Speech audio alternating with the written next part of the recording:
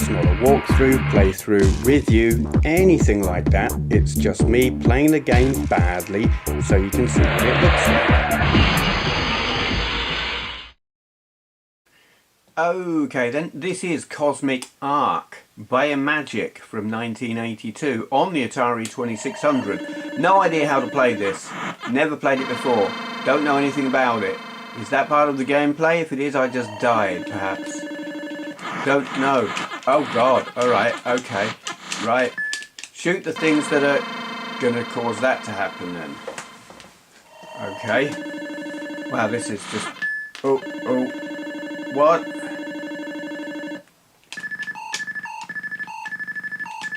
Alright, am I... Oh! So I'm a flying saucer and I'm capturing... are these cows? What's happening? I've got to capture cows and not get blown up by asteroids and shit. Wow, that's frantic. More cows. Capture the cows. What are they? Are they fuel? What's going on at the sides there? I don't know. Okay, that's some kind of shooting business. Don't... Oh, crap. Well, that's harsh. No! Oh, you bastard.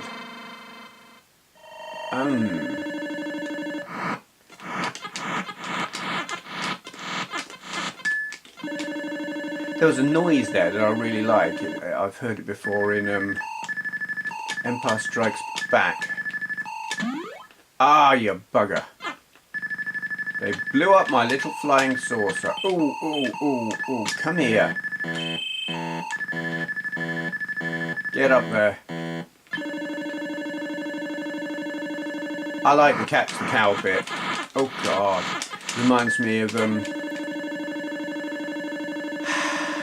Invader Zim and Spyro the Dragon. Ooh, I dropped it. I dropped my cow. I guess it's a cow. It might be a humanoid, but it's more fun to imagine them as cow. Oh, crap. It's just more fun to imagine them as cows. Oh, God. Go. Get. It's like the sound effects that come with it as a player. It's like the constipation game. Just the noises that it generates. Come here. Come here. Come here, little thing. Oh, you bastard.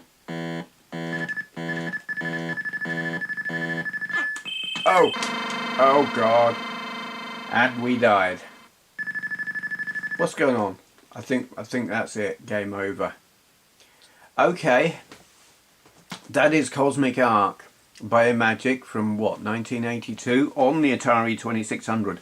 It's odd and unusual. There's not a lot of depth to it, but it is kind of frantic, and it does make you make constipation noises if you're me.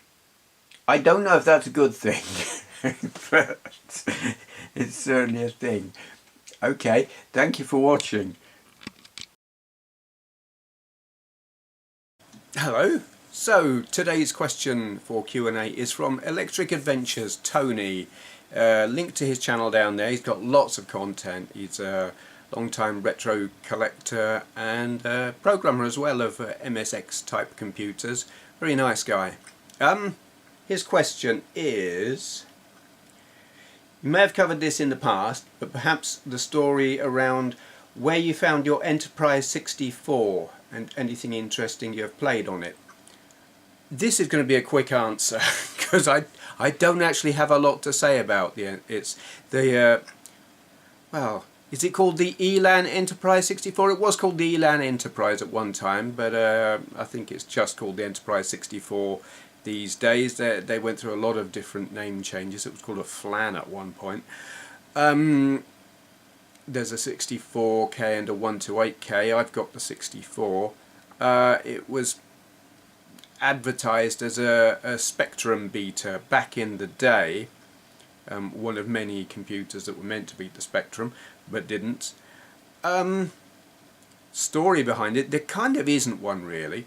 I heard about them back, well, I was still in school, and it was like one of many computers that I was like, I want that.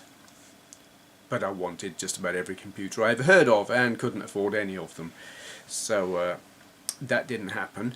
And then years later, when in my very early 20s, I was probably about 20 actually, I saw one it was on a market stall, a second-hand market, in a place that some people, if they happen to be watching from Milton Keynes, may be aware of, the Agora in Wolverton. They had an indoor market. I don't know if they still do. I don't know if the building is still there actually. There was talk of them knocking it down. But anyway, I saw one in there and it was selling for something like 50 quid. And I didn't have 50 quid. And I was gutted because I wanted it. I think the appeal for me actually was it had a built-in joystick.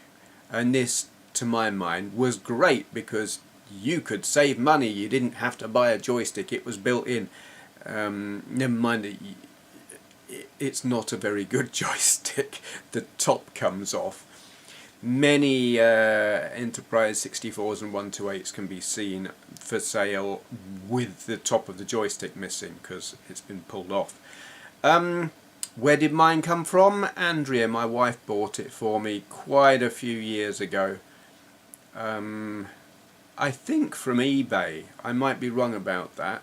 And I don't remember whether it was for Christmas or my birthday, because again it was quite a long while ago. I was chuffed to bits, and it's a cool thing to have. Memorable games on it? No, not really. The only one I can actually remember is a port of 3D Star Strike. It's a conversion of the Spectrum game. And the only thing that differentiates it from the Spectrum version is it's got better sound. Explosions sort of sound a bit explosion-y instead of like, I don't know, a squeaky bleep like someone treading on a digitized mouse. The only other game I remember playing on, I've got videos, I'll link to my playlist down there, and I've got a review video of the system, so I should link to that as well, where, well, I probably remember a whole lot more then than I do now, so I may have details completely wrong. But another game that comes to mind that I think of is, it looked like a homebrew. Definitely homebrew, sort of ASCII type graphics where you're falling down through a cave. You're like a skydiver or something. Are you going through a cave or through clouds, or do you start off going through the clouds and then go through a cave? I don't remember. I just remember it's like a steer the falling person kind of thing and stay alive for as long as you can. Can't remember what it's called. Yeah, that's kind of all I've really got to say about it. I recorded a series of videos, gameplays, and that was that was a long time ago.